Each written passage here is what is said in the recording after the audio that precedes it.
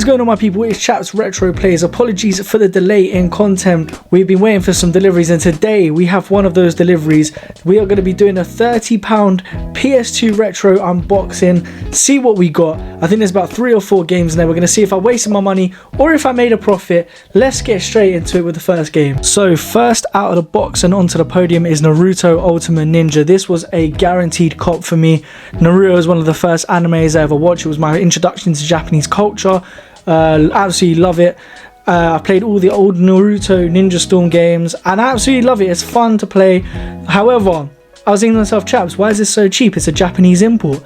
It plays on the NTSC system, which it doesn't run in European PlayStations, which run on the PAL system. So this is practically unplayable for me. It's fine. It's going to be a part of the collection. Japanese import, so it's going to look cool in the collection anyway. Beautiful box art. It's sealed, still in the plastic, unplayed, unused. It's just a cool part of the collection, and it only cost me £8, so it's not the end of the world. However, I would have enjoyed to play it. But, you know, it's, as I said, it's going to be cool for the collection. But let's move on to the next game. Next out of the bag is SSX, the snowboarding game. Now, this game was one of the first ever PlayStation 2 releases. This is probably the oldest game in the collection. This game is legendary. It was one that started it all off for EA Big, who went on to make FIFA Street, NFL Street, NBA Street, all of those games. I never actually played SSX, the first one. I played SSX Tricky and SSX 3, and then the one on the Xbox 360. So I've never actually played this game, but this game is where it all started. Great characters, great gameplay. It literally started off the trend of 3 fantastic games. After SSX 3, I think it kind of went downhill a little bit as a franchise, but it was one of the most legendary games of all time for its era. And as I said, it's one of the first real proper sports games on the PlayStation 2. A fantastic cop. This cost me like £5. So yeah, not bad still. Still trying to source Tricky and 3, but they are very, very pricey in the current market.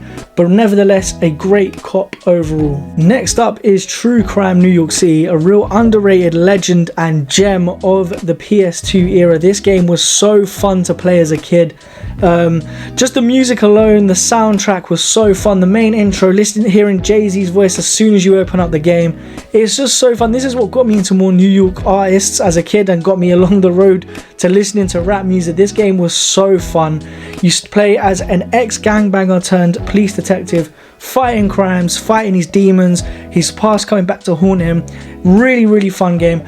I did also have True Crime LA, which was also a really fun game, but this was the one. Out of the 2 games, this was the one. I will do a video on True Crime LA when I find it and get it, but this one I picked up for an absolute bargain for like £4. Absolute crazy game. Definitely recommend it if you can get your hands on it and get your hands on an old console. It's really fun. The graphics don't really hold up nowadays, but it's a real fun shooter. It's got very like GTA-esque mechanics to it. Obviously that period of time, GTA was huge. A lot of games are trying to emulate that style. This is one of those games, but don't let that take it away from it. It was a fantastic game, really fun game, great cop overall. And lastly, we finish off with one of my favorite games of all time, The Godfather. This game was absolutely incredible. This was everything to me in 2006. However, I didn't have this on the PlayStation 2. I had this on the PSP.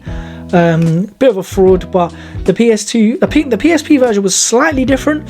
Not much different, but slightly. But this game was fantastic. You start off as your own created character. You live through the Godfather story, like the big action parts. You also have your own storyline of revenge. You do typical crime game things. You involve yourself in crime, in gang territories with the other 5 families. Like defending your territory, taking their territory, that kind of thing. It's really fun.